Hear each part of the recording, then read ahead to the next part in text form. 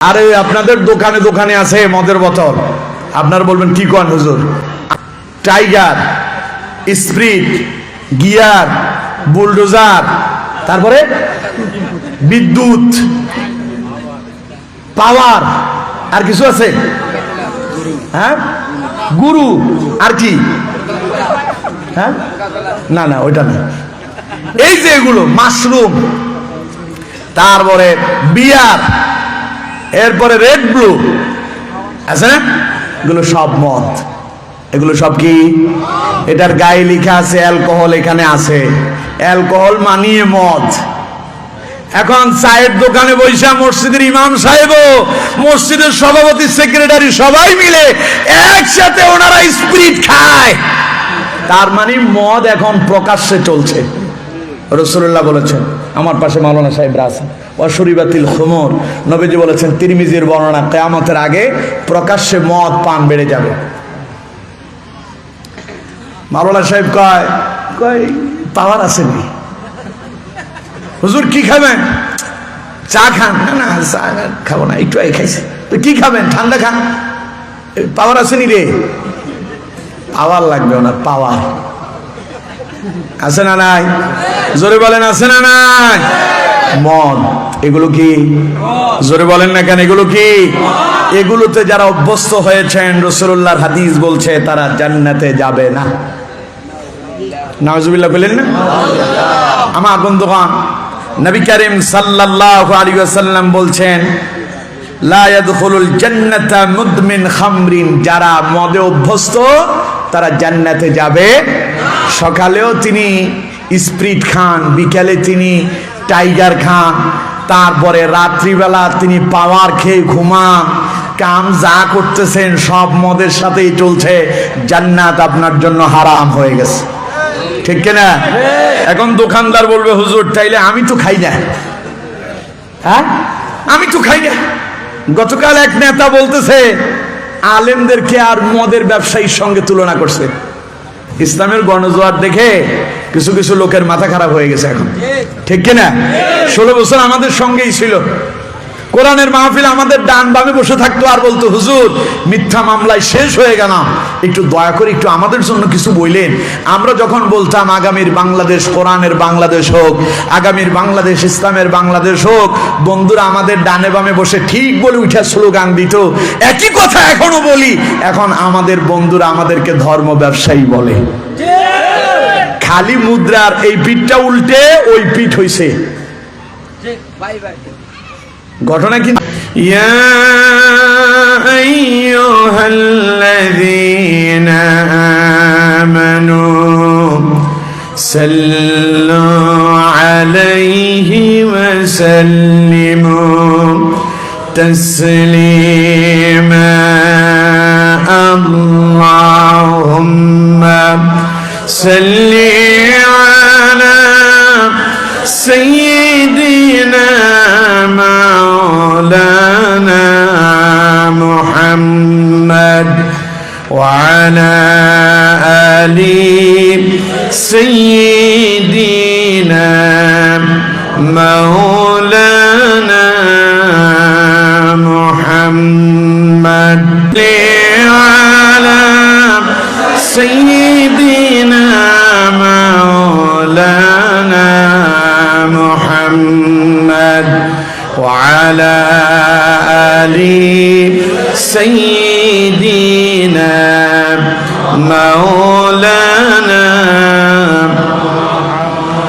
আমাকে শহীদ করে সেই মিছিলে শামিল করে নিও, যেই মিছিলের নেতা আমির হামজা,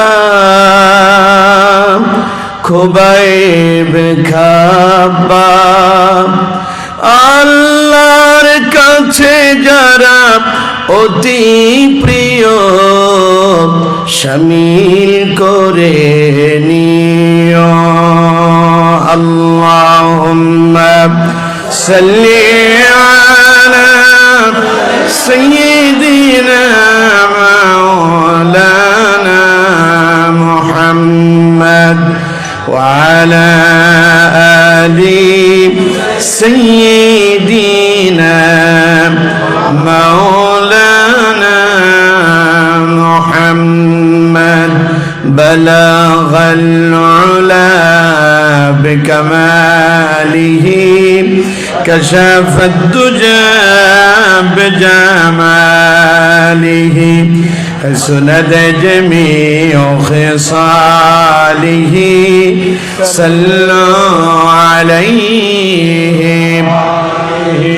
قوة عشق سے ہر فرشت کو بالا کر دے دہر میں اسم محمد سے اجالا کر دے بلغ العلا بکمالہ کشف الدجى بجماله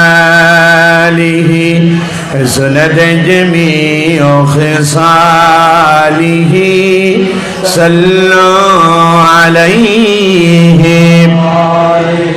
আলহামদুলিল্লাহ বাংলাদেশের ঐতিহ্যবাহী জেলা বান্দরবান জেলার অন্তর্গত সোয়ালাক উপজেলাধীন সুলতানপুর গ্রামবাসী সমাজ কল্যাণ যুব মাহফিল কমিটির উদ্যোগে আয়োজিত আজকের দ্বিতীয়তম বার্ষিক তাফসীরুল কোরআন মাহফিলের সম্মানিত সুযোগ্য সভাপতি জনাব মোহাম্মদ জয়নাল আবেদিন শাহ ফরান সাহেব, উপস্থিত আছেন বান্দরবান সদর উপজেলার সম্মানিত জামাত ইসলামীর আমির জনাব অ্যাডভোকেট মোহাম্মদ সুলাইমান সাহেব।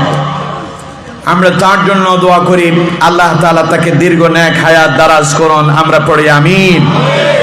মঞ্চ উপবিষ্ট বিভিন্ন স্তরে বিভিন্ন পর্যায়ের দাওয়াতি মেহমান বিন্দু, হযরত উলামায়ে কেরাম, আমার সামনে উপস্থিত দূর দূরান্ত থেকে আগত কোরআন প্রেমিক, ইসলাম প্রেমিক, মুসল্লিয়ানে কেরাম, মুরব্বিয়ানে আযম, যুবক ভাইরা, পর্দার অন্তরালের সম্মানিতা শ্রদ্ধেয়া সর্বগুণে গুণান্বিতা মুমিনা মা এবং বোনেরা, আলোচনা সূচনা লগ্নে আনুষ্ঠানিকতার মধ্য দিয়ে আমি আবারও আপনাদেরকে অন্তঃস্থল থেকে সালাম নিবেদন করছি।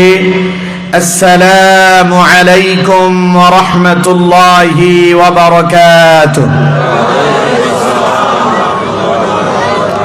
আমরা মহান আল্লাহ পাকের দরবারে মস্তক অবনত চিত্তে সুজুদ পেশ করছি, যে মহান মুনিব আমাদেরকে হাজার ব্যস্ততা, হাজার ব্যাকুলতা থেকে বিরত করে, অসংখ্য গণিত মানুষের ভেতর থেকে বাছাই করে আমাদেরকে আল্লাহ পাকের পবিত্র কোরআন এবং নবী করিম সাল্লাল্লাহু আলাইহি ওয়াসাল্লামের হাদিস থেকে আমাকে কিছু কথা বলার এবং আপনাদেরকে শোনার জন্য তৌফিক এনায়েত করেছেন।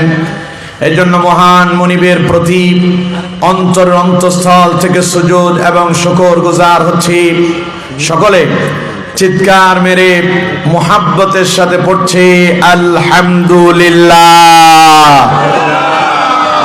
আরেকটু আওয়াজ দিয়ে পড়া যাবে? আরেকটু মুহাব্বতের সাথে পড়েন তো দেখি, আলহামদুলিল্লাহ।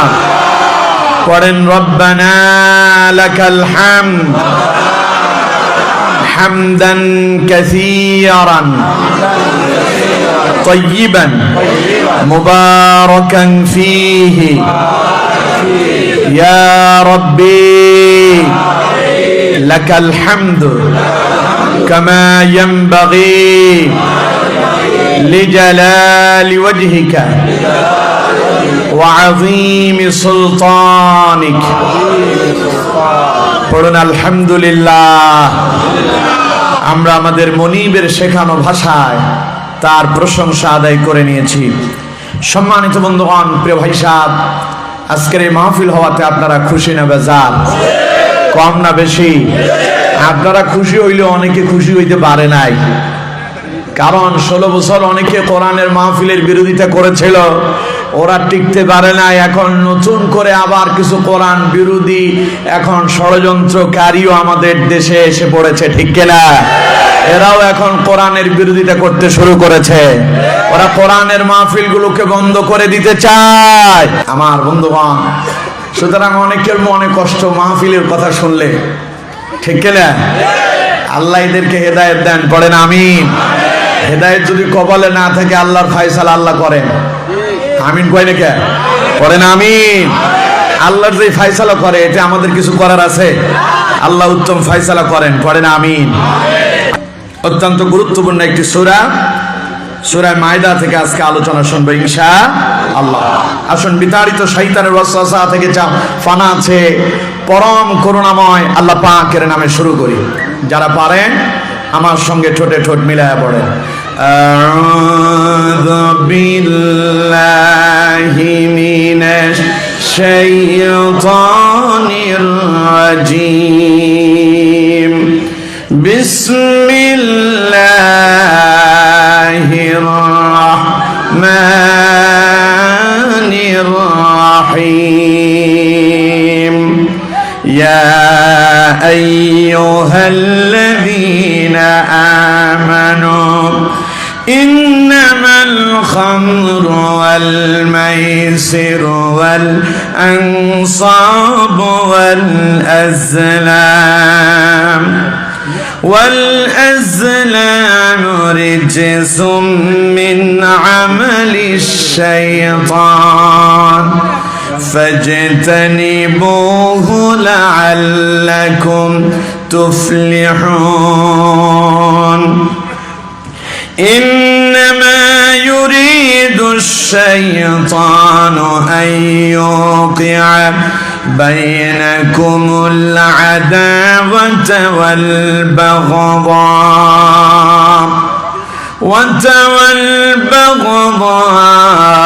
في الخمر والميسر ويصدكم عن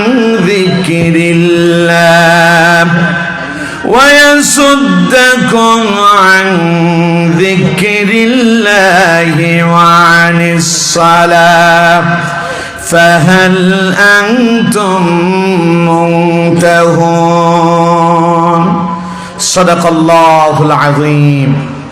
সম্মানিত বন্ধুগণ, প্রিয় ভাই সাহেব, আমি আপনাদের সামনে কোরআনুল কারীমের অত্যন্ত গুরুত্বপূর্ণ একটি সূরা সূরাতুল মাইদা থেকে দুইটি আয়াত কারিমা তেলাওয়াত করেছি। আয়াত নাম্বার হলো 90 এবং 91। যথারীতি আমরা এই দুইটি আয়াত কারিমার উপরে আজকে আলোচনা শুনবো ইনশাআল্লাহ। আমার বন্ধুগণ, সূরার নাম আমি কি বলেছি আশা করি আপনাদের মুখস্থ হয়ে গেছে। সূরার নাম কি বললাম? কত? সূরাতুল, না সবাই তো বলেন নাই, সূরাতুল মায়দা। মনে রাখতে হবে এটা কোরআনুল কারীমের ক্রমিক নাম অনুযায়ী 5 নাম্বার সূরা। এই সূরাতে টোটাল আয়াত আছে 120টা, রুকু আছে 16টা। সূরাটি নবী করিম সাল্লাল্লাহু আলাইহি ওয়াসাল্লামের মদিনার জিন্দেগিতে অবতীর্ণ হয়েছে বিদায় এটাকে মাদানী সূরা বলা হয়। প্রিয় ভাই সাহেব, আমি আশা করছি আপনারা আমার কথাগুলো অত্যন্ত মনোযোগ দিয়ে শ্রবণ করছেন, ঠিক কিনা? আয়াত আছে কত? 120। কত? আমি কয়টা আয়াত পড়ছি সবাই বলেন? আয়াত নাম্বার 90 91। আয়াত নাম্বার এটা কোরআনের ক্লাস চলছে, বলেন আলহামদুলিল্লাহ। এটা ভ্রাম্যমান ক্লাস আর কি, কিছুক্ষণ পরে আর থাকবে না। এই ক্লাস সবসময় হবে না, এটা বছরে একবার হয়, ঠিক না? এই ক্লাসের ছাত্র সবাই হইতে পারে না, আল্লাহ যারে কবুল করে সেই আসতে পারে, ঠিক না? এই ক্লাসকে অনেকে অবহেলা করে নষ্ট করে দেয়, ক্লাসে অংশগ্রহণ করে না, ফলে আল্লাহর কোরআনের আলোচনা শোনা থেকে সে বঞ্চিত হয়ে যায়, ঠিক না? তাহলে আজকের এই ক্লাসে আপনারা সবাই ছাত্র, এখন আমি শিক্ষক, ঠিক না?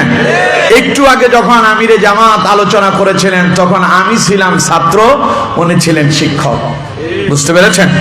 সুতরাং কোরআনের ক্লাসের ছাত্র হওয়া এটা বিশাল সৌভাগ্যের ব্যাপার।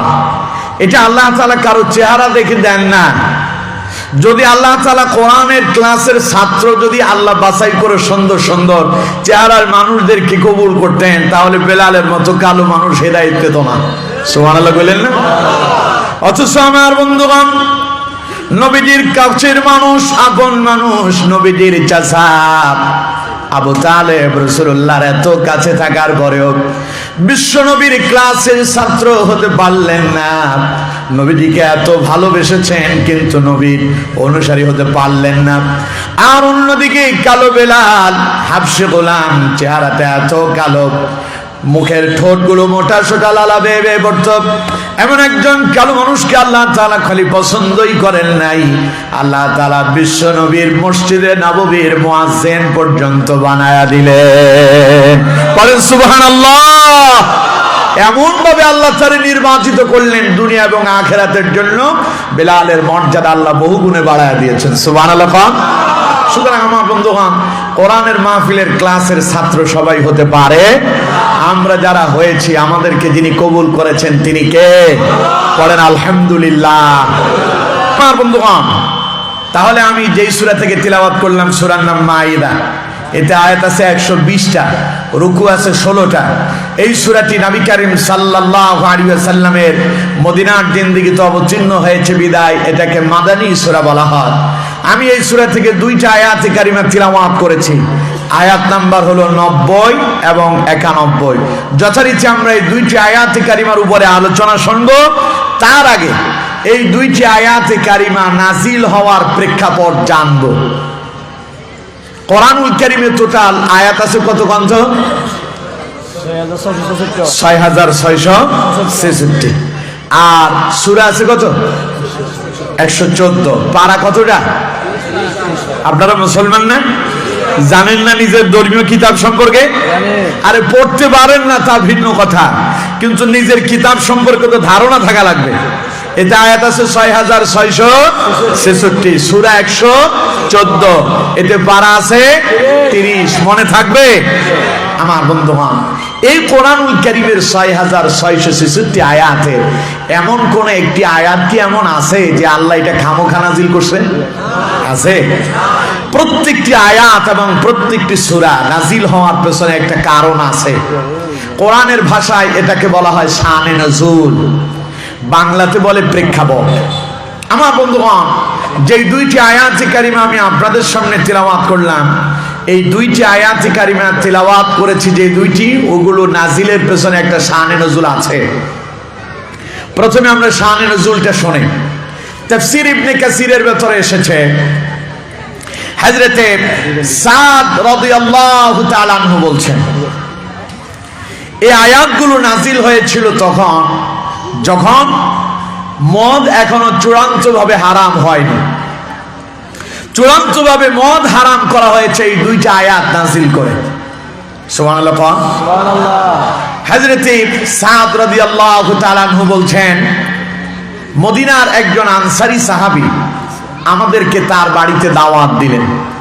তখনও মদ হারাম, কত কয় না মদ হারাম, তখনও মদ খাওয়া জায়েজ ছিল, লোকজন মদ পান করত। আমার বন্ধুগণ, হযরতে সাদ রাদিয়াল্লাহু তাআলা আনহু বলছেন, মদিনার একজন আনসারী সাহাবী আমাদেরকে তার বাড়িতে মেহমান করলেন, দাওয়াত দিলেন। সকলে সেই দাওয়াতে শামিল হলো। মেহমানদারির ভেতরে মদ পরিবেশন করা হলো। উপস্থিত সকলে ইচ্ছা মতো মদ পান করল। মদ পান করার পরে অনেকে মাতাল হয়ে গেল। মদ পান করার পরে অনেকে হুঁশ হারায় ফেললো। কেউ বা কথা বলতে গিয়া প্রখরতা এসে গেল, গর্ব অহংকার শুরু করলো। মদিনার আনসারী লোকেরা বলতে লাগলো, সবচাইতে শ্রেষ্ঠ গোত্র হলো মদিনার আনসারী গোত্রের লোকেরা। আর ওইদিকে কুরাইশের লোকেরা বলল, না, আমরা দুনিয়ার সবচাইতে শ্রেষ্ঠ। কারণ কুরাইশে এসেছেন রাসূলুল্লাহ। আনসারীরা বলল, তোমরা মুহাজির, তোমরা সেখান থেকে হিজরত করে এসেছো, আমরা তোমাদেরকে থাকতে দিলাম, খেতে দিলাম, সুতরাং দুনিয়াতে সবচাইতে শ্রেষ্ঠ হলে আমরাই হতে পারি। আনসারী এবং মুহাজিরিন যারা আসলেন, কুরাইশের লোক এবং মদিনার লোকদের ভেতরে একটা ঝগড়া বেঁধে গেল। উপস্থিত সেখানে যারা উপস্থিত ছিলেন, মেহমান যারা হলেন, অবস্থা এমন এক পর্যায়ে গেল, একজন আনসারী সাহাবী উটের একটা বড় হাড়ের টুকরো নিয়ে আসলো। ওই হাড় এনে হযরতে সাদ রাদিয়াল্লাহু তাআলা আনহুর নাক বরাবর লক্ষ্য করে ওই হাড়টা মেরে দিল।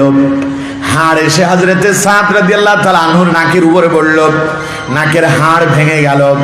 এমন অবস্থায় যখন একটা বিশৃঙ্খলা দেখা দিল, আল্লাহ রাব্বুল আলামিন তখনই আয়াতে কারিমা নাজিল করলেন, জিবরাইল প্রেরণ করলেন।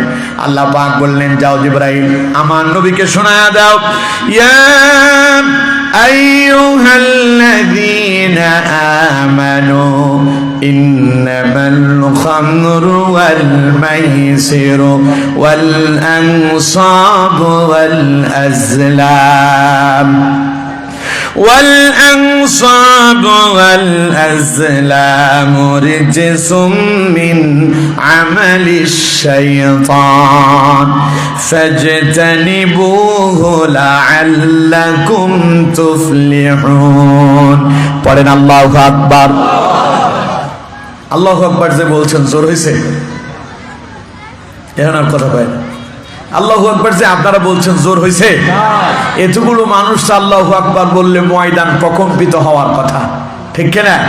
জোরে পায় না, ঠিক কিনা? এখন আল্লাহু আকবার আসতে হবে না জোরে হবে? দেখে তো জোর কত আছে, চিল্লায় এখন আল্লাহু আকবার। পেছনের লোকেরা বললে আওয়াজ আর একটু ভালো হইতো, বলেন নাই তো? সবাই বলেন আল্লাহু আকবার। আচ্ছা, আপনারা যে আল্লাহু আকবার বলছেন, খুশি হয়েছেন কে? অসন্তুষ্ট কে? অসন্তুষ্ট কে? এখন যারা বলেন নাই তারা কারে খুশি করছেন? কামটা কি ঠিক হয়েছে? কোরআনের মাহফিলে বৈশাখ শয়তানরে খুশি করানোটা ঠিক হয়েছে? তাহলে আল্লাহরে খুশি করার জন্য একত্রে এক আওয়াজে চিৎকার মেরে কোন আল্লাহু আকবার। আমার বন্ধুগণ, যখন সাহাবীদের ভিতরে ঝগড়া বেঁধে গেল মদ পান করার পরে, যখন মাতাল হওয়ার কারণে হুঁশ ঠিক ছিল না, একজন আনসারী সাহাবী হাড় মেরে দিলেন। হযরতে সাদ রাদিয়াল্লাহু তাআলা আনহুর নাকের উপরে এসে পড়ল, নাকের হাড় ভেঙে গেল।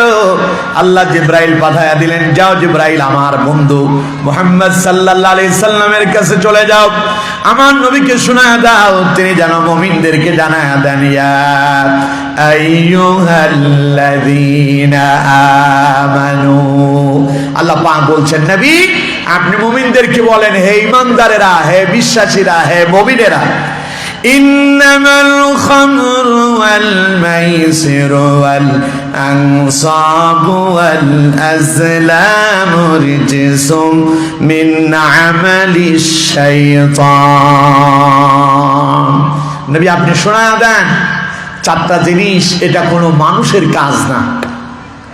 ইন্নামাল খামর, নিশ্চয়ই মদ, ওয়াল আনসাব, ইন্নামাল খামরু ওয়াল মাইসির, এবং জুয়া, ওয়াল আনসাব প্রতিমা, ওয়াল আজলাম এবং লটারির মাধ্যমে ভাগ্য গণনা করা, রিজসুম মিন আমালিশ শাইতান, এগুলো হলো শয়তানের নিকৃষ্টতম কাজ।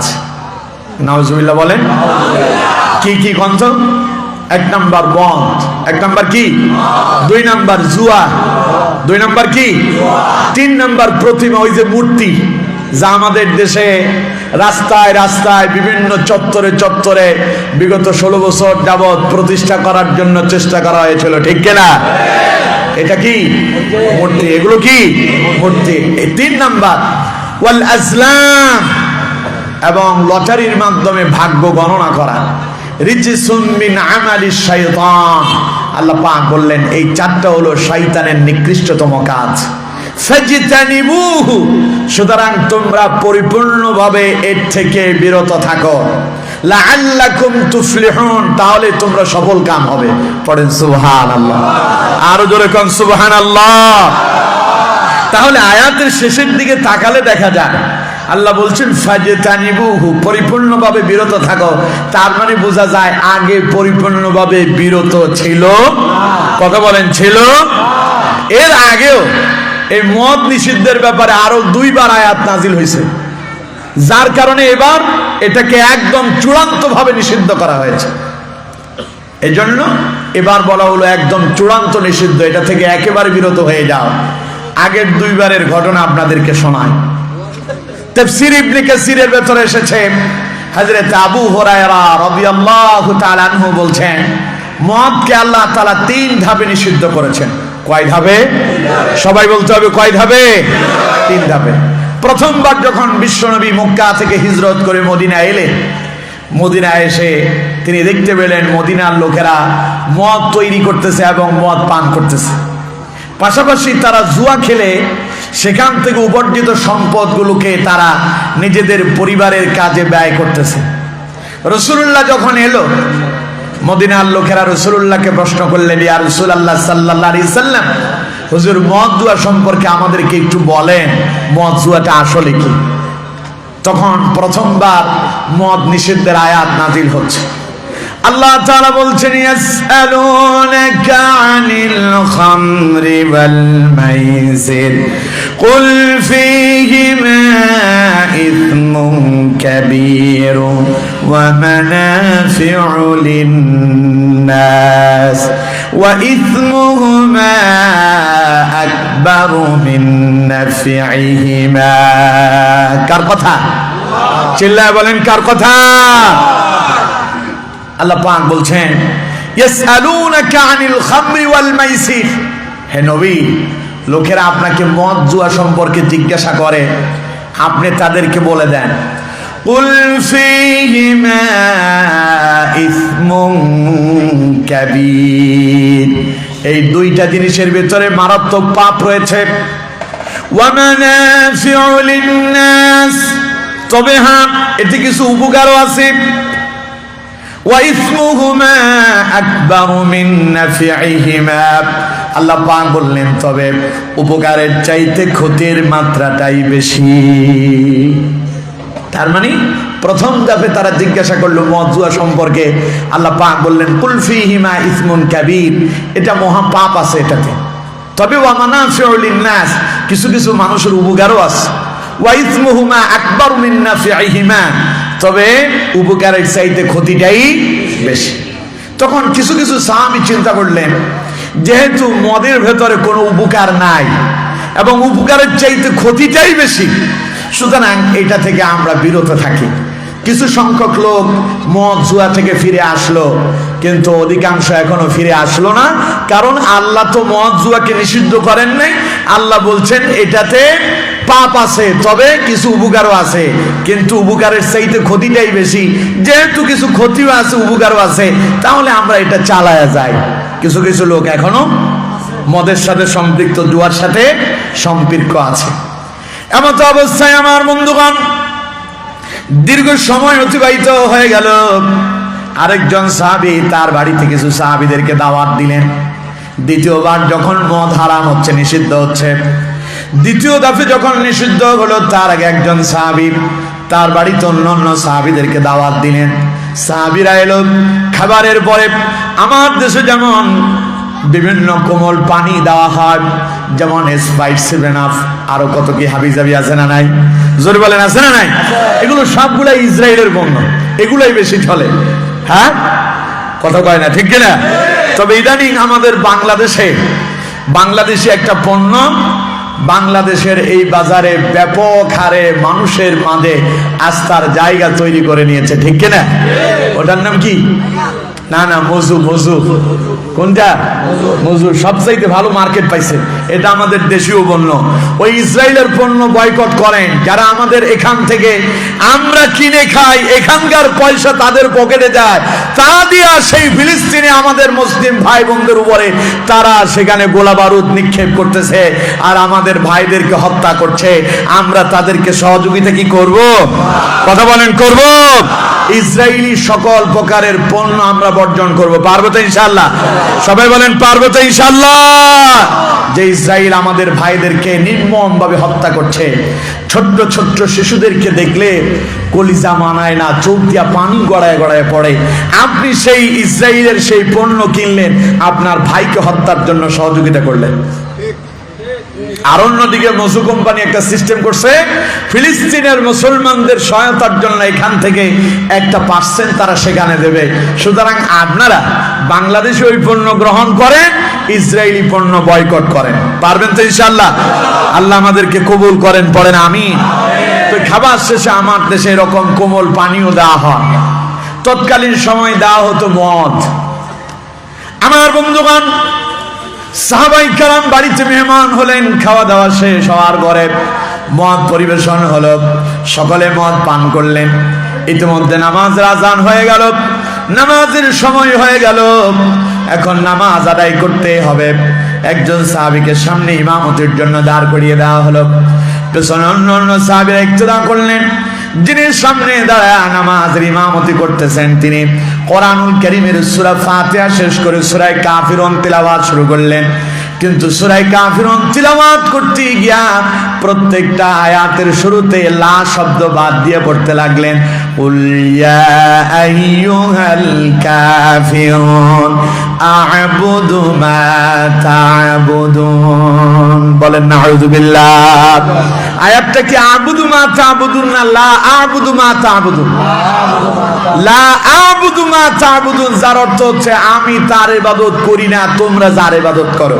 যখন লাটা বাদ পড়ে গেল অর্থ হলো আমি তার ইবাদত করি, তোমরা যার ইবাদত করো। বলেন নাউযুবিল্লাহ। তার মানে উদ্দেশ্য হয়ে গেল, হে কাফেরেরা, তোমরা যে মূর্তির উপাসনা করতেছো আমরাও সেই মূর্তির উপাসনা করি। বলেন নাউযুবিল্লাহ। এটা কি কারণে হলো? মদ খাওয়ার কারণে নেশা ধরছে। মদ খেলে মানুষ কি হয়ে যায়? মাতাল হয়। মদ খেলে মানুষ কি হয়? আরে কেমন মাতাল হয় তা তো আপনারা অনেকেই জানেন। জানেন না? কথা কয় না কেন? জানেন না? এক লোক মদ পান করছে, মদ খাইয়া এত বেশি পরিমাণ খাইছে, এখন আর তার রাস্তাঘাটও তার কাছে ঠিক মতো চোখে পড়ে না, মনে হয় যে পাহাড় দিয়ে চলতেছে। সামনে আগানো শুরু করলো, কাছাকাছি কিছু দূর যাওয়ার পরে দেখে যে একটা বিদ্যুতের খুঁটি, ও মনে করছে পুলিশ দাঁড়ায় আছে। ওই বিদ্যুতের খুঁটির নিচের দিক দিয়া জড়ায়া ধরে মনে করছে পুলিশের পা ধরছে, ধইরা বলতেছে স্যার আর খামো না, একটু বেশি খেয়ে ফেলছি স্যার, দয়া করে মাফ করে দেন। ওই কানতে কানতে সেই খুঁটি ধইরা সারা রাত শেষ করে দিছে। সেই মনে করছে পুলিশ তারে এখনো ছাড়ে নাই। আসলে সেই যে নেশা করছে ওই নেশা তারে ছাড়ে নাই, যার কারণে খাম দেখা বিদ্যুতের খুঁটি দেখে তার কাছে মনে হয়েছে পুলিশ দাঁড়ায় আছে। ঠিক কিনা? কথা কয় না ঠিক কিনা? মাঝে মধ্যে মদ খায়া কি যে মাতলামি করে, এই করব সেই করব। ইদানিং আমাদের দেশে এরকম মদখোর কম না বেশি? আরো জোরে বলেন, কম না বেশি? আপনাদের বান্দরবনে তো নাই। আরে না, এখানকার সব আল্লাহর ওলি। বেশি আছে? হাই হাই, ইন্না লিল্লাহি ওয়া ইন্না ইলাইহি রাজিউন। মাহফিল শেষে আমি যেতে পারবো তো নাকি? ভলান্টিয়ার বেশি আছে, অসুবিধা নাই। আরে ভলান্টিয়ার লাগে না, আল্লাহ যদি থাকে তাতেই যথেষ্ট। ঠিক কিনা? আমার বন্ধুগণ, সাহাবী নামাজে দাঁড়ালেন, দাঁড়ায় মদের নেশার কারণে কোরআন তিলাওয়াতে ভুল করে ফেললেন। এমত অবস্থায় দ্বিতীয় ধাপে এবার মদ নিষিদ্ধ হয়ে গেল। আল্লাহ তাআলা আয়াত নাযিল করলেন, ইয়া আইয়ুহাল্লাযীনা আমানু লা তাকরাবুস সালাতা ওয়া আনতুম সুকারা হাত্তা তা'লামু মা তাকুলুনা ওয়ালা জুনুবান ইল্লা আবিরি সাবিলিন হাত্তা তাগতাসিলু। আল্লাহু আকবার। আল্লাহ পাক বলছেন, নবী ঈমানদারদেরকে শোনায়া দেন, লা তাকরাবুস সালাত, তারা যেন নামাজের নিকটবর্তী না হয়, ওয়া আনতুম সুকারা, যখন তারা নেশাগ্রস্ত অবস্থায় থাকে।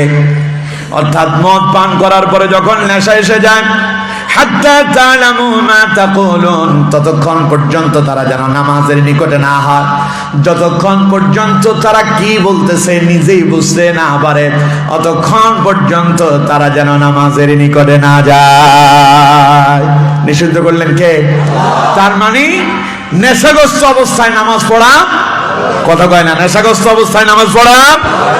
এবার কিছু কিছু সাহাবী চিন্তা করতেছে, আচ্ছা এইটা খেলে যদি নামাজই পড়া না যায় এটার নেশার কারণে, তাহলে আমরা এটা খাবো না। আরো কিছু সাহাবী মদ পান করা থেকে বিরত হয়ে গেলেন। অনেকে চিন্তা করতেছে নামাজের সময় খেতে নিষেধ করা হয়েছে, তাহলে নামাজের আগে খাবো না। কিছু কিছু পরে খাচ্ছে, কিন্তু নামাজের আগে কি খাওয়া বন্ধ রাখছে। এরপরে এইভাবে কিছুদিন চলতে লাগলো।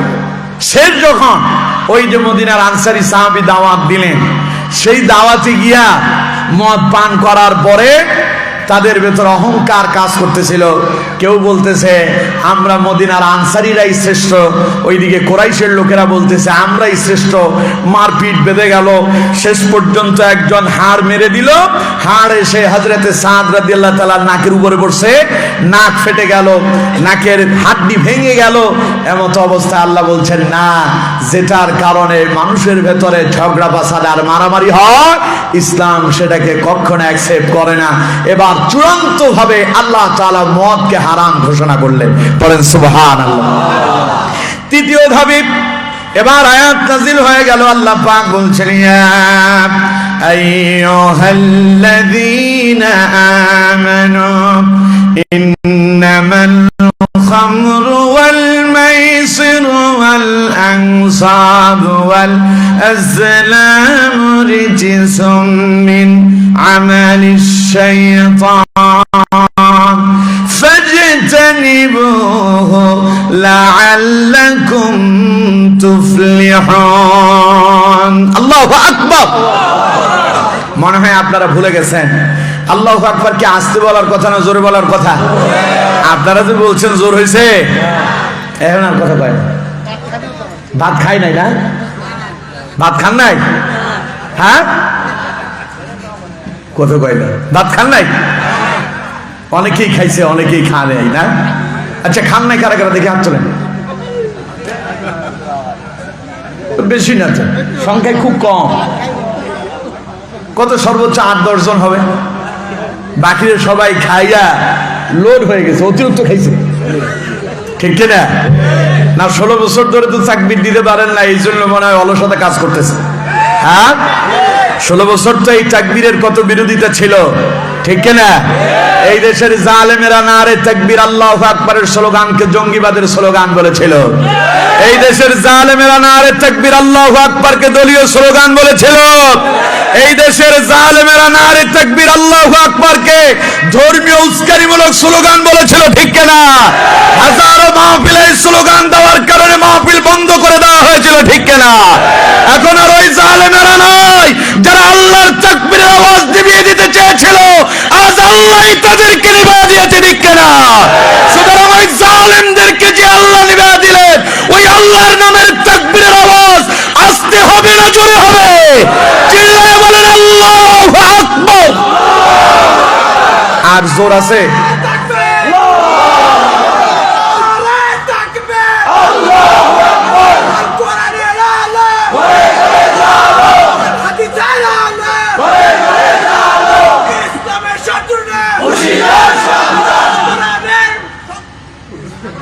যাই হোক, আলহামদুলিল্লাহ পড়েন আলহামদুলিল্লাহ। আরো জোরে পড়েন আলহামদুলিল্লাহ। এইরকম 2-1 জন থাকলেই যথেষ্ট। এই যে দেশ যে নতুন করে আবার স্বাধীন হলো, যেটা বিএনপি পারে নাই, জামাত পারে নাই, হেফাজত পারে নাই, চরমোনাই পারে নাই, ওটা অল্প কিছু সংখ্যক ছাত্র জনতা করে দেখিয়েছে। ঠিক কিনা? সুতরাং ইসলামকে প্রতিষ্ঠা করার জন্য 1000 জনের প্রয়োজন পড়ে না, বদরের মতো 313 জন হলেই যথেষ্ট। ঠিক কিনা? আর যারা ইসলামের আলোকে নিভিয়ে দেওয়ার ষড়যন্ত্র করছে, ওদের মোকাবেলার জন্য আমাদের যুবকদেরকে তৈরি থাকতে হবে। পারবেন তো ইনশাআল্লাহ? আল্লাহ কবুল করেন, পড়েন আমিন। সুতরাং আমার বন্ধুগণ, মাঝে মধ্যে আল্লাহু আকবার আসতে বলবেন না জোরে বলবেন? আল্লাহ আমাদেরকে তৌফিক দেন। জোরে পড়েন আমিন। আমার বন্ধুগণ, এবার চূড়ান্ত ভাবে মদ নিষিদ্ধ হয়ে যাচ্ছি। সাহাবীরা যখন ঝগড়া বেঁধে গেল, একজনের নাক ফেটে গেল, নাকের হাড় ভেঙে গেল, এবার আল্লাহ পাক চূড়ান্ত ভাবে নিষিদ্ধ করলেন, ইয়া আইয়ুহাল্লাযীনা আমানু ইন্নামাল খামরু ওয়াল মাইসিরু ওয়াল আনসাব ওয়াল আজলাম রিজসুম মিন আমালিশ শাইতান। আমার বন্ধুগণ, আল্লাহ পাক বলছেন, ইয়া আইয়ুহাল্লাযীনা আমানু, হে ঈমানদারেরা, হে বিশ্বাসীরা, হে মুমিনেরা। এবার আপনাদেরকে প্রশ্ন করি, আপনারা এখানে ঈমানদার নয় এমন কে আছেন? হাত তোলেন। ঈমানদার না, ঈমানদার না এখানে এমন কেউ আছেন? সবাই বলতে হবে ঈমানদার নয় এমন কেউ আছেন? তা আপনি ঈমানদার, এই কথা বলতে অসুবিধা আছে? তাহলে আমরা সবাই জোরে বলেন, আমরা সবাই বলেন আলহামদুলিল্লাহ। আল্লাহ এবার আমাদেরকে বলতেছেন, ইয়া আইয়ুহাল্লাযীনা আমানু, হে ঈমানদারেরা, হে মুমিনেরা, হে বিশ্বাসীরা। এবার ঈমানদার কারা তাদের পরিচয় নেন। নবীজি বলেছেন, যে ব্যক্তি পড়েছে লা ইলাহা ইল্লাল্লাহু মুহাম্মাদুর রাসূলুল্লাহ সাল্লাল্লাহু আলাইহি ওয়াসাল্লাম, এই কালেমা যিনি মুখে উচ্চারণ করলেন, অন্তরে যিনি বিশ্বাস করলেন, আল্লাহর কোরআনের ভাষায়, রাসূলুল্লাহর হাদিসের ভাষায়, তারে বলা হয় মুমিন। এক কথায় আমানতু বিল্লাহি ওয়া মালাইকাতিহি ওয়া কুতুবিহি ওয়া রুসুলিহি ওয়াল ইয়াউমিল আখির ওয়াল কদরি খাইরিহি ওয়া শাররিহি মিনাল্লাহি তাআলা ওয়াল বা'সি বা'দাল মাউত। এক কথায় সাতটা বিষয়ের উপরে দৃঢ়তার সঙ্গে বিশ্বাস করার নাম ঈমান। কয়টা বিষয়? সবাই বলেন কয়টা? এক নাম্বার আমানতু বিল্লাহ, আল্লাহর প্রতি বিশ্বাস করতে হবে। দুই নাম্বার ওয়া মালাইকাতিহি, আল্লাহর ফেরেশতার প্রতি বিশ্বাস করতে হবে। তিন নাম্বার ওয়া কুতুবিহি, আল্লাহর কিতাবের প্রতি বিশ্বাস করতে হবে। চার নাম্বার ওয়া রুসুলিহি, নবীদের প্রতি ঈমান আনয়ন করতে হবে। পাঁচ নাম্বার ওয়াল ইয়াউমিল আখির, পরকাল বিশ্বাস করতে হবে। ছয় নাম্বার ওয়াল কদরি খাইরিহি ওয়া শাররিহি মিনাল্লাহি তাআলা, তাকদীরের উপর বিশ্বাস করতে হবে।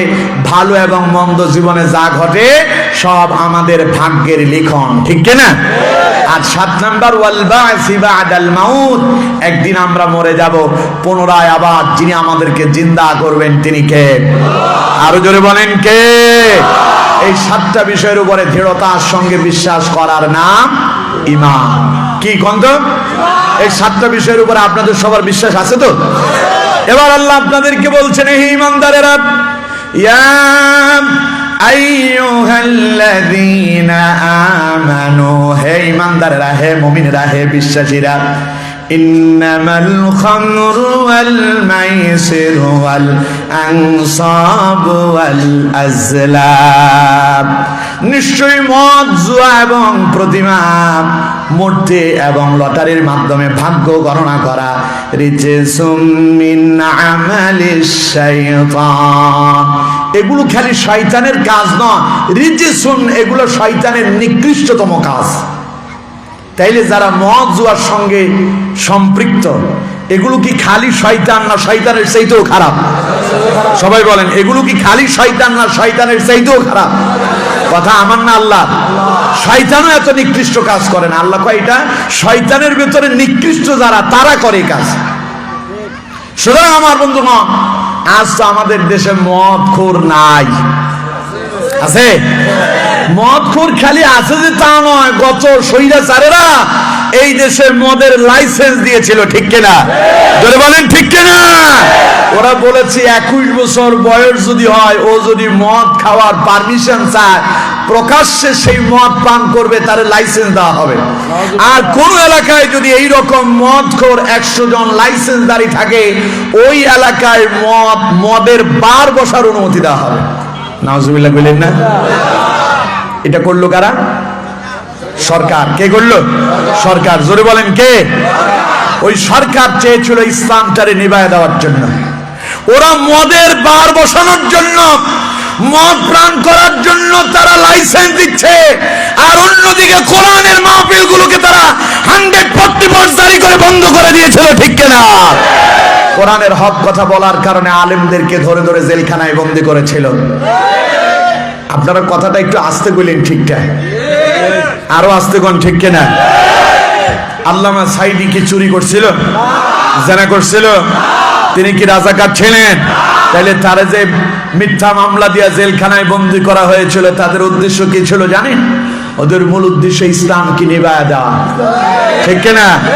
ওরা মনে করেছিল সাইদিকে যদি গ্রেফতার করা হয় আর সাইদিকে যদি দুনিয়া থেকে বিদায় করে দেওয়া যায়, মনে হয় আর তাফসীর মাহফিল এই দেশে হবে না, জনগণ কোরআনের দিকে আর আসবে না। ওরা তো জানে না এক দরজা যদি বন্ধ হয়, আল্লাহ ইসলামের জন্য হাজারো দরজা খুলে দেয়, ঠিক কিনা? সাইদিকে গ্রেফতার করার পরেই বাংলাদেশে তৈরি হয়েছে মিজানুর রহমান আল আজহারী।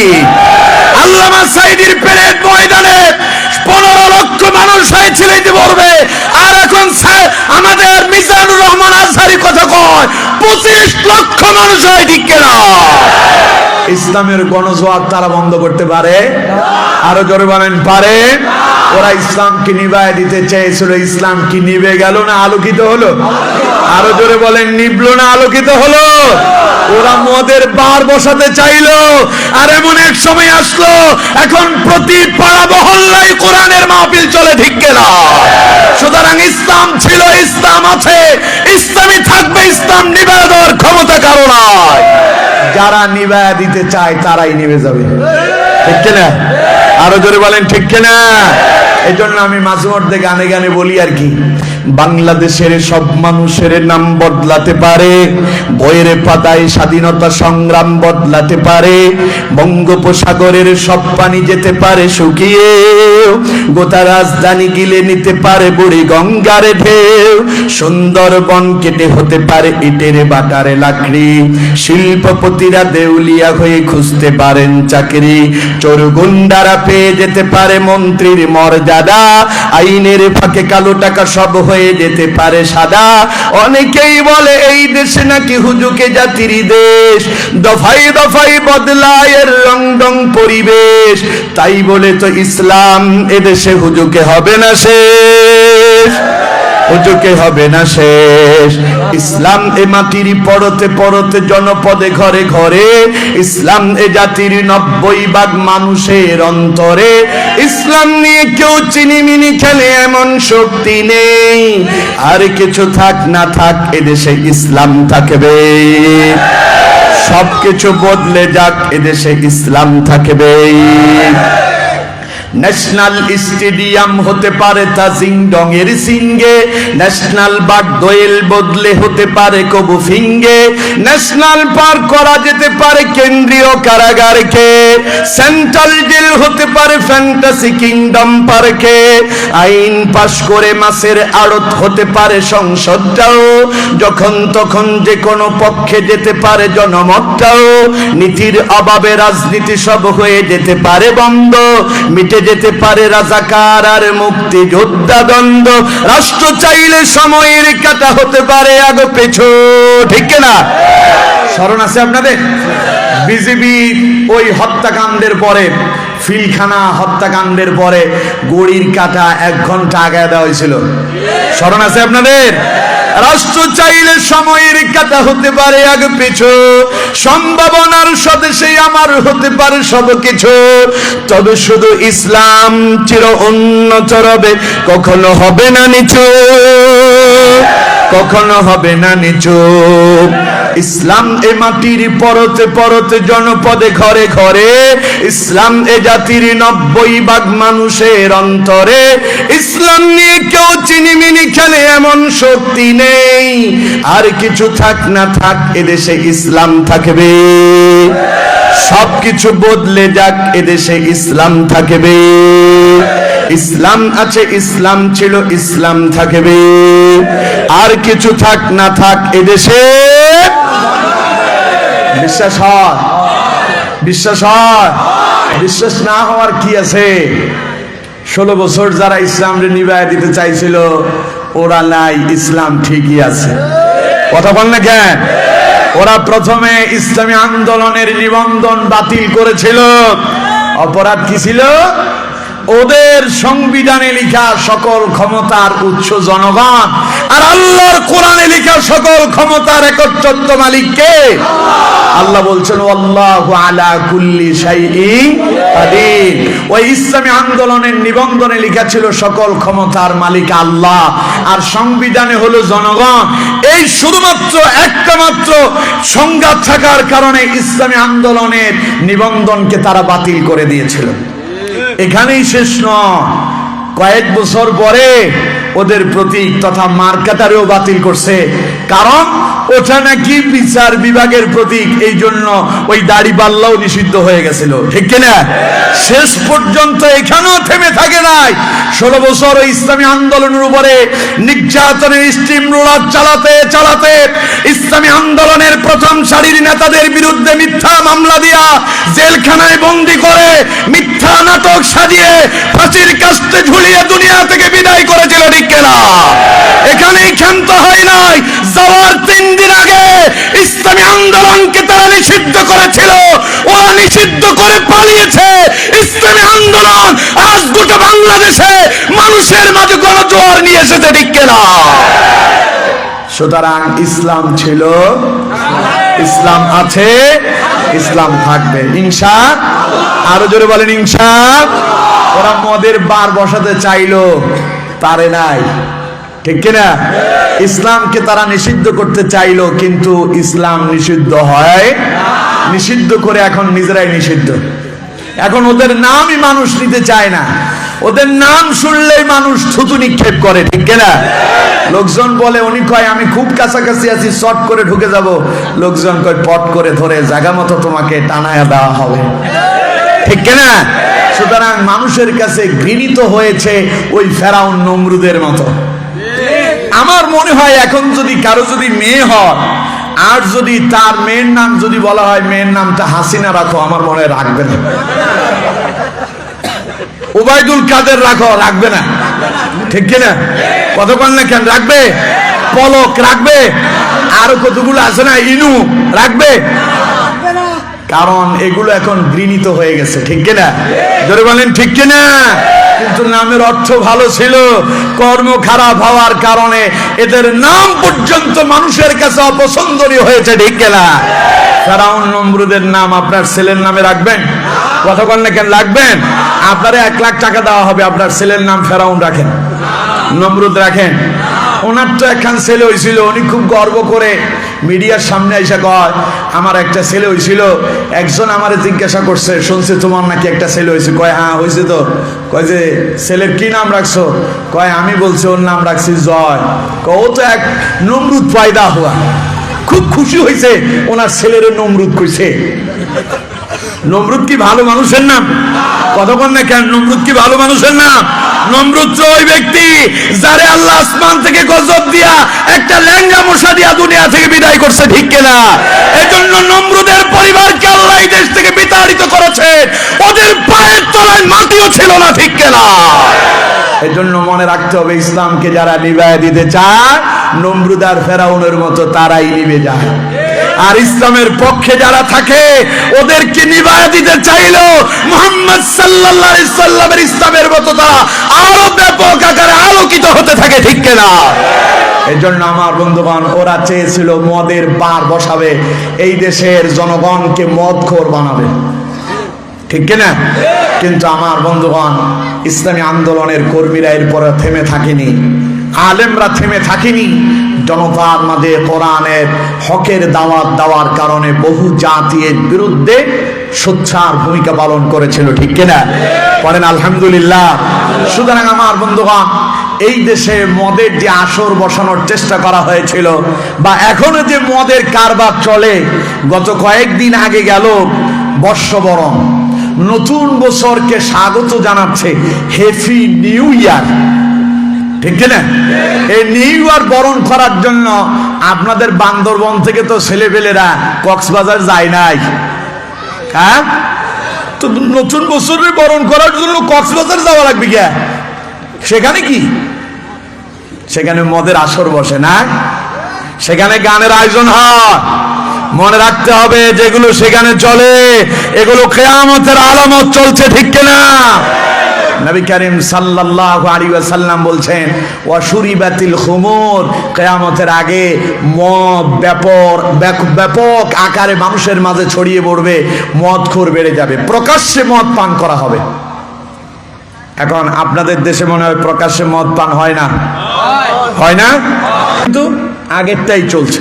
ঘটনা কিন্তু কি আগেরটাই চলছে। বন্ধু, তোমার কেন এত জ্বালা, এত জ্বলে কে? আমরা তো কোরআনের কথা বলি, তোমার গায়ে লাগে কে? উনি উদাহরণ দিচ্ছেন, এক নেতা বক্তব্য আমি দেখেছি, আপনারা ইতিমধ্যে অনেকেই দেখেছেন। উনি বলছেন যে এই দেশের ধর্ম ব্যবসায়ীরা ধর্ম ব্যবসা করে খায়। এই কথাটা মিজানুর রহমান আজহারিকে উদ্দেশ্য করে বলেছিলেন তিনি। আর তিনি বললেন এই দেশের মদ ব্যবসায়ীরা মদ বিক্রি করে কিন্তু নিজে খায় না। তার মানে মদ ব্যবসায়ী ভালো আছে, এই দেশের আলেমরা এর চাইতে নিকৃষ্ট। নাউজুবিল্লাহ বলেন। এই কথাগুলো তৎকালীন জালেমেরা বলেছিল, কথা কয় না? এই কথাগুলো তৎকালীন জালেমেরা বলেছিল। ওই জালেমেরা যাওয়ার পরে নব্য কিছু জাহেল তৈরি হয়েছে, ওরা আলেমদেরকে ওই জালেমদের মতোই ভাষা ব্যবহার করছে, ঠিক কিনা? ওনাদেরকে বলবো, বন্ধু তুমি তো আমার বন্ধু ছিলে, 16 বছর তুমি আর আমি কাঁধে কাঁধ মিলায় কাজ করছি, এত তাড়াতাড়ি কেন আমি তোমার শত্রু হয়ে গেলাম? তোমার বিরুদ্ধে তো আমি কথা বলি নাই, আমি তো তোমার বিরুদ্ধে কথা বলছি না, আমি তো তোমার কোরআনের দিকে ডাকতেছি। এই ডাক তো ওই 16 বছরও ছিল, তখন তো আমার পাশে বসে বাহ বাহ বলে স্লোগান দিয়েছিলে, এখন কেন আমারে মৌলবাদ বলতেছ? তোমরাও তো তাদের নীতি অবলম্বন করতেছ। ওই মৌলবাদ বলার কারণে আল্লামা সাঈদী বলেছিলেন, কথায় কথায় মৌলবাদ বলো, মূলে আছে 12 কোটি, মূলে বসে এমন এক ঝাঁকুনি দেওয়া হবে, মামুর বাড়ি দিল্লি গিয়ে পড়বা, ইতিহাস সাক্ষী যারা মৌলবাদ বলে আমাদেরকে গালি দিয়েছিল ওরা এখন মামুর বাড়িতে গিয়ে বসে, ঠিক কিনা? তোমাদেরকে আমরা চাই না তোমরা জনগণ থেকে বিচ্ছিন্ন হয়ে যাও, এটা আমরা চাই না। বন্ধু, আমরা চাই তোমরা জনগণের সাথে ছিলে, আমাদের সাথে ছিলে, এখন আগামীর ইসলামের বিজয়েও তোমরা আমাদের সঙ্গেই থাকবে, ঠিক কিনা?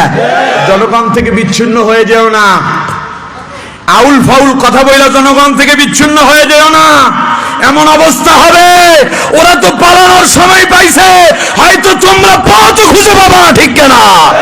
সুতরাং বন্ধু, তোমারে ভালোবাসি আল্লাহর জন্য, তোমাকে ভালোবাসি ইসলামের জন্য, তোমাকে ডাকি কোরআনের পথে। তুমি বিশ্বাস করো আজ না হয় কাল কোরআনের বিজয় হবেই হবে, জোরে বলেন ইনশাআল্লাহ। এখন তো ইসলামের বিজয়ের এক ধাপ আমরা এগিয়ে গিয়েছি, ঠিক কিনা? চতুর্দিকে এখন লোকজন বলতেছে 54 বছর যাদেরকে দেখছি আর তাদেরকে দেখতে চাই না। তো সুতরাং বন্ধু, লোকজন যদি তোমারে না চায়, তোমার নাসা কুদে দিয়ে কি তুমি কি জায়গা মতো যেতে পারবা? তো তাহলে তুমিও আমাদের সঙ্গে আসো, হাতে হাত মিলাও, হাতটা শক্ত করো, তুমিও কোরআনের রশিকে আঁকড়িয়ে ধরো, আল্লাহর রশিকে আঁকড়িয়ে ধরো, মজবুত ভাবে সামনে এগিয়ে যাব। আগামীর বাংলাদেশ হবে কোরআনের বাংলাদেশ, আগামীর বাংলাদেশ হবে ইসলামের বাংলাদেশ, আগামীর বাংলাদেশ হবে দুর্নীতিমুক্ত বাংলাদেশ, আগামীর বাংলাদেশ হবে সন্ত্রাস মুক্ত বাংলাদেশ, আগামীর বাংলাদেশ হবে আল্লামা সাঈদীর স্বপ্নের বাংলাদেশ। তোমরাও তো দুর্নীতিমুক্ত বাংলাদেশ করতে চাও, আমরাও তো তাই চাই।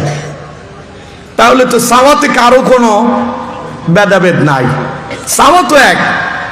তাইলে মন খারাপ করে লাভ কি? আল্লাহ যারে কবুল করবে সে আগামীতে সরকার হবে। আল্লাহর কবুলের ব্যাপার আছে তো। আচ্ছা কোন তো নাহিদ, আসিফ এরা কি কল্পনা করছিল তারা সরকার হবে? কথা বলেন, কল্পনা করছিল? ওরা আন্দোলন করলো, বৈষম্য বিরোধী আন্দোলন, পড়ালেখা করে যোগ্যতা অর্জন করলাম, চাকরি সরকার আমাদেরকে দেবে না, কারে দিবে? এই জন্য তারা মিছিল করতেছিল, আমরা আমাদের চাকরি চাই, আমরা চাকরি চাই। উনি বললেন যে আমি কি মুক্তিযোদ্ধার নাতিপুতিরে বাদ দিয়ে রাজাকারের বাচ্চাদেরকে চাকরি দেব? ছেলেবেলেরা কয় চেয়েছিলাম অধিকার, হয়ে গেলাম রাজাকার। এখন যেই রাজাকারের স্লোগান দিয়ে আল্লামা সাঈদীকে হত্যা করা হলো, মাওলানা মতিউর রহমান নিজামীকে হত্যা করা হলো, কাদের মোল্লাকে হত্যা করা হলো, আলী আহসান মোহাম্মদ মুজাহিদকে হত্যা করা হলো, মীর কাসেম আলীকে হত্যা করা হলো, সালাউদ্দিন কাদের চৌধুরীকে হত্যা করা হলো, যেই রাজাকারের অপবাদ দিয়ে গোটা বাংলাদেশে একসাথে স্লোগান উঠলো, তুমি কে আমি কে, রাজাকার রাজাকার, ঠিক কিনা? ওই রাজাকার আর গালি থাকলো না, জনতা ওটাকে নিজের জন্য সম্মানের বুলিতেই নিয়ে নিয়েছিল, ঠিক কিনা? চিন্তা করে দেখছেন আপনারা? আল্লাহ কয় ওয়া মাকারু ওয়া মাকারাল্লাহ ওয়াল্লাহু খায়রুল মাকিরিন। আল্লাহ কয় ষড়যন্ত্রকারীরা ষড়যন্ত্র করে, আমি আল্লাহ কৌশলে ইসলামের বিজয় দেয়। সুবহানাল্লাহ বলেন না? কেমনে আল্লাহ বানালো? উনি রাজাকার বলে আমাদেরকে আলেমদেরকে জনগণ থেকে বিচ্ছিন্ন করতে চাইলেন, কিন্তু গোটা জাতি কয় আমরা তোদের থেকে বিচ্ছিন্ন হলাম, প্রয়োজনে সবাই রাজাকার হয়ে গেলাম, ঠিক কিনা? এখন ছেলে পেলে স্লোগান দেয় তুমি কে আমি কে, কয় রাজাকার রাজাকার, কয় চেয়েছিলাম অধিকার হয়ে গেলাম রাজাকার। আল্লাহ কয় তোরা চাইলি অধিকার, ওরা বানাইছে তোদেরকে রাজাকার, শেষেরটা কিন্তু আমার কাছে, ঠিক কিনা? আল্লাহ কয় তোরাই হলি আগামী দিনের সরকার। এখন ওরা 16 বছর যাদেরকে যারা মিছিল মিটিং কইরা সরাইতে পারলো না, ওই ছাত্র জনতা যখন হটায় দিল, এখন সবাই খালি ওদেরকে হটানোর জন্য বসে আছে। সুতরাং বন্ধু, ক্ষমতা দেওয়ার মালিককে? ডাক্তার ইউনূস কি চিন্তা করছিল ও প্রধান উপদেষ্টা হবে? ও তো দেশেই ছিল না। ও কয় প্রধানমন্ত্রী, আমার নাম শুনলেই কেন যেন ওর ভেতরে একটা বিরক্তি আসে। উনি আমারে পদ্মা সেতু থেকে সুবাইয়া 3 সুবানি দিয়ে উঠাইতে চায়। আল্লাহ কয় 3 সুবানি দিয়ে উঠাইতে চাই, তাতে কি হয়েছে? এখন তোর সিস্টেম মতো আমি ওর জায়গাতে বসায় দেবো। সুবহানাল্লাহ কয় না কে? সুতরাং আগামীতে কে সরকার হবেন ওটা আল্লাহই ভালো জানেন, ঠিক কিনা? আমার কথা হলো যেই দলই ক্ষমতায় যাক আমাদের কোনো আপত্তি। আচ্ছা, কেউ যদি ক্ষমতায় যায় আমরা কি পারবো তারে ক্ষমতায় না নিয়ে ঠেকায় রাখতে? পারবো আমরা? সুতরাং ক্ষমতায় যান, অসুবিধা নাই, কোরআন দিয়ে পার্লামেন্ট চালান, কোরআন দিয়ে সংসদ ভবন চালান, কোরআন দিয়ে রাষ্ট্র চালান, কোরআন দিয়ে বিচার বিভাগ চালান। বিগত 54 বছরের রাষ্ট্রের স্বাধীনতার পরে যা হয় নাই, 5 বছর কোরআন দিয়ে সাজায় দেখেন, রাষ্ট্র ওই 54 বছরকে পেরিয়ে বহু গুণে এগিয়ে যাবে ইনশাআল্লাহ। সুতরাং আমার বন্ধুগণ, ইসলামকে যারা নিভায় দিতে চায় ওরা নবী করিম সাল্লাল্লাহু আলাইহি ওয়াসাল্লাম বলছেন ওয়া শুরিবাতিল খুমুর, কিয়ামতের আগে মদ পান বেড়ে যাবে। এখন তা কমতেছে না বাড়তেছে? আরো জোরে বলেন, কমতেছে না বাড়তেছে? আমার বন্ধুগণ, সুতরাং রাসূল করিম সাল্লাল্লাহু আলাইহি ওয়াসাল্লাম বলছেন লা ইয়াদখুলুল জান্নাতা মুদমিন খামরিন, জান্নাতে যাবে না তারা মদ পানে অভ্যস্ত যারা। এরপরে আসে, এখন ওই যে বললাম দোকানে দোকানে মদের ব্যবসা চলে। উনি বলবেন হুজুর আমি তো টাইগার আমি খাই না, স্প্রিট আমি খাই না, আমি বিক্রি করি, তাইলে কি আমার কি অপরাধ হবে নাকি? আরে অপরাধ খালি আপনার না, মদের সাথে সম্পৃক্ত 10 ব্যক্তির উপরে আল্লাহর রাসূল লানত করেছেন। তিরমিজির বর্ণনা। নবী করিম সাল্লাল্লাহু আলাইহি ওয়াসাল্লাম বলছেন লানা রাসূলুল্লাহি সাল্লাল্লাহু আলাইহি ওয়াসাল্লাম ফিল খামরি আশারাত, রাসূলুল্লাহ বলেছেন মদের সাথে সম্পৃক্ত 10 ব্যক্তির উপরে আল্লাহর লানত। তারা কারা? আসিরিয়াহা, রাসূলুল্লাহ বলেছেন যেই ব্যক্তি মদ তৈরি করে, অমুতাসিরাহা, যেই ব্যক্তি মদ তৈরি করার জন্য পরামর্শ দেয়, ওয়াশারিবিহা, যিনি মদ পান করেন, ওয়াহামিলিহা, যিনি মদ বহন করেন, ওয়াল মাহমুলাতা ইলাইহি, যার জন্য মদ বহন করা হয়, ওয়াসাকিয়াহা, যিনি মদ পরিবেশন করেন, ওয়াবাইয়াহা, যিনি মদের ব্যবসা করেন, ওয়াকিলা সামানিহা, যিনি মদের অর্থ ভোগ করেন, ওয়াল মুশতারিয়া লাহা, যিনি মদ ক্রয় করেন, ওয়াল মুশতারাতা লাহু, যার জন্য মদ ক্রয় করা হয়। এই 10 ব্যক্তির উপরে যিনি লানত দিয়েছেন তিনি কে?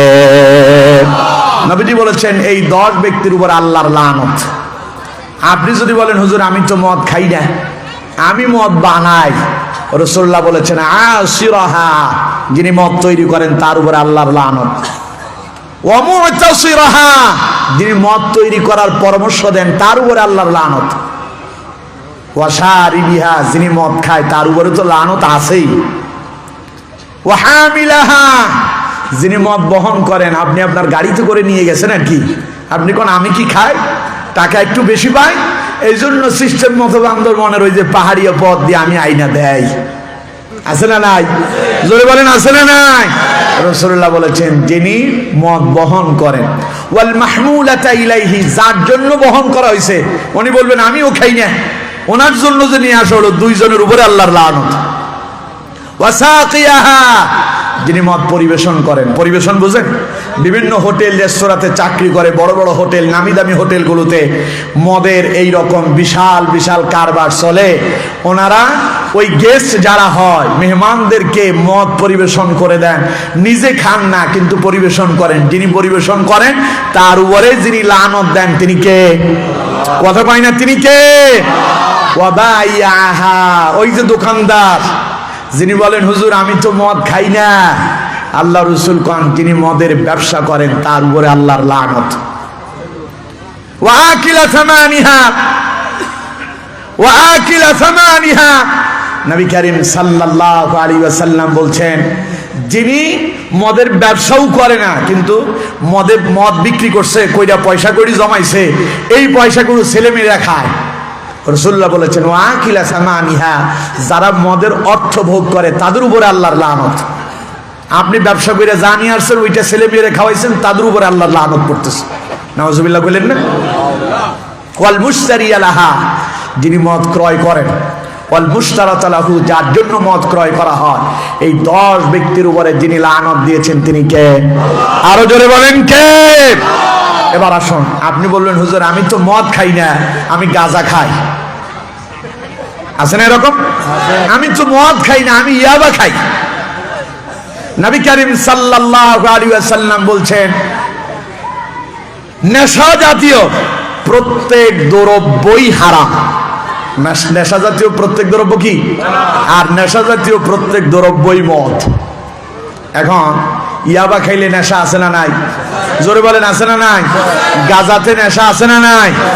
ঢাকা শহরে কিছু ছেলেপেলে দেখি, এরা অধিকাংশ হলো টোকায়, কিন্তু হাতের ভেতরে একটা পোলটা থাকে, পোলটার ভেতরে জুতার ঘাম নিয়ে খাইতেছে, ওইটার নাম দিয়েছে ডেন্ডি। আছে না নাই? এটাও খাওয়ার পরে ওটাও নেশা। এরপরে আরো কিছু নেশা আছে। অনেকে বলবে হুজুর তাইলে সিগারেট কি তার ভেতরে পড়ে? ওটা তো এর চাইতে বেশি পড়ে। কেমনি বয়? সিগারেটের গায়ে লেখা আছে ধূমপান মৃত্যু ঘটায়। ধূমপান কি ঘটায়? সবাই বলেন কি ঘটায়? একই কথা বিষের গায়ে লেখা আছে বিষ পান মৃত্যু ঘটায়। ধূমপান করলেও মৃত্যু হয়, বিষ পানেও মৃত্যু হয়। এখন বিষ পান করাটা হালাল না হারাম? কথা কয় না, হালাল না হারাম? বিষ খায়া কেউ যদি মরে ও কি জান্নাতে যাবে না জাহান্নামে যাবে? এখন সিগারেটের গায়ে যে লেখা আছে ধূমপান মৃত্যু ঘটায়, সিগারেট খায়া কলিজাটারে যে জ্বালায় ফেলছেন, এতে যদি আপনার মৃত্যু হয়ে যায়, ক্যান্সারে আক্রান্ত হলেন, মৃত্যু হলো ওই ধূমপানের কারণে, ওই বিষক্রিয়ার কারণে, তাহলে আপনি নিজেই আত্মহত্যা করে জাহান্নামী হয়ে গেলেন। তাইলে এবার কোন তো সিগারেট হালাল না হারাম? জোরে বলেন হালাল না হারাম? সিগারেট তেমনই হারাম মদ খাওয়া যেমন হারাম। সিগারেট নয় শুধু, সিগারেট তেমনই হারাম ইয়াবা খাওয়া যেমন হারাম। সিগারেট তেমনই হারাম গাঁজা খাওয়া যেমন হারাম। মদ জুয়া, মদ ইয়াবা, সিগারেট, গাঁজা, হেরোইন ইত্যাদি যা কিছু আছে এগুলো খাওয়া তেমনই হারাম, পায়খানা খাওয়া যেমন হারাম। পায়খানা খাবেন? কথা কয় না, পায়খানা খাবেন? পায়খানা খাওয়াটা হালাল না হারাম? পায়খানা খাওয়া যেমন হারাম, মদ খাওয়া, ইয়াবা খাওয়া, গাঁজা খাওয়া, সিগারেট খাওয়া, এগুলো সবগুলো তেমনই হারাম। এবার আপনি যদি মনে করেন যে পায়খানা মনে করে খান, জন্মের মতো খান, প্রয়োজনে কয়েকটা টয়লেট আছে পাবলিক টয়লেট, সবগুলোর ওই যে কি বলে টাঙ্কি, টয়লেটের যে টাঙ্কি আছে সেফটি টাঙ্কি সব খুলে দিলাম, ইচ্ছে মতো ডুইবা সুগা খান, ঠিক কিনা? এখন আপনারা কি মদের সাথে সম্পৃক্ত হবেন? সবাই বলেন মদের সাথে সম্পৃক্ত হবেন? মদের সাথে সম্পৃক্ত যারা শয়তানের নিকৃষ্ট কাজ করে তারা। কথা আমার না আল্লাহ? জোরে বলেন কথা আমার না আল্লাহ? আল্লাহ রাব্বুল আলামিন বলছেন রিজিসুম মিন আমালিশ শাইতান, এগুলো শয়তানের নিকৃষ্টতম কাজ। সুতরাং ফাজতানিবুহু, আমার বান্দারা তোমরা এই মদ জুয়া থেকে ফিরে আসো, মদ জুয়ার সঙ্গে তোমরা মিশে যেও না। সম্পূর্ণভাবে মদ জুয়া থেকে বিরত হয়ে যাও। কথাটা কে বলেছে? লাআল্লাকুম তুফলিহুন, তাহলে তোমরা সফল কাম হবে। এরপরে যদি মদ জুয়ার সাথে থাকেন কি হবে জানেন? তারপরে আয়াত আল্লাহ পাক বলছে, ইন্নামা ইউরিদুশ শাইতানু আইয়ুকিয়া বাইনাকুমুল আদাওয়াতা ওয়াল বাগদা عداوة والبغضاء في الخمر والميسر ويصدكم عن ذكر الله وعن الصلاة فهل أنتم منتهون। আল্লাহ পাক বলছেন ইন্নামা ইউরিদু শাইতান, নিশ্চয় শয়তান চায় আইয়ুকিয়া বাইনাকুমুল আদাওয়াতা ওয়াল বাগদা ফিল খামরি ওয়াল মাইসির, মদ এবং জুয়ার মধ্য দিয়ে তোমাদের পরস্পরের মাঝে শত্রুতা সৃষ্টি করতে। মদ জুয়া যারা খায় ওদের ভেতরে মারামারি আছে না নাই? আরো জোরে বলেন আছে না নাই? ভাগাভাগি নিয়া মারামারি, এরপরে ক্ষমতা নিয়া, চেয়ার ধরা নিয়া, তারপরে নেতা হওয়া নিয়া মারামারি আছে না নাই? জোরে বলেন আছে না নাই? এগুলো ঘটাইতেছে শয়তান। কে ঘটাচ্ছে? আরো জোরে বলেন কে? তাহলে মদ জুয়ার কুফল হলো, মদ জুয়ার কুফল হলো ইন্নামা ইউরিদুশ শাইতানু আইয়ুকিয়া বাইনাকুমুল আদাওয়াতা ওয়াল বাগদা ফিল খামরি ওয়াল মাইসির, পরস্পরের মাঝে শত্রুতা সৃষ্টি করা, নিজের বন্ধুটা হয়ে যায় শত্রু। মদ জুয়ার কারণে ওই যে আপনাদের স্মরণ আছে নাকি, এক মেয়ে তার মা বাবা দুইজন পুলিশের অফিসার দুইজনের হত্যা করছিল। ঐশী মেয়েটার নাম কি? সবাই বলেন কি? দেখেন তারে শয়তান কি কাম করছে, মদ জুয়ার মধ্য দিয়ে তার জন্মদাতা পিতা, গর্ভধারণী মা দুইজনই তার কাছে শত্রু হয়ে গেছে। সেই তার মা বাবা দুইজনকে হত্যা করেছে একটা মাত্র কারণ তাকে মদ খাওয়াতে বাধা দেয়, এই জন্য সে ইচ্ছাকৃত মা বাবা দুইজনকে হত্যা করেছে। নাউজুবিল্লাহ বলেন। তাহলে এই দেশে দেখবেন সন্ত্রাস যারা, অধিকাংশই মদখোর হয় তারা। কথা কয় না?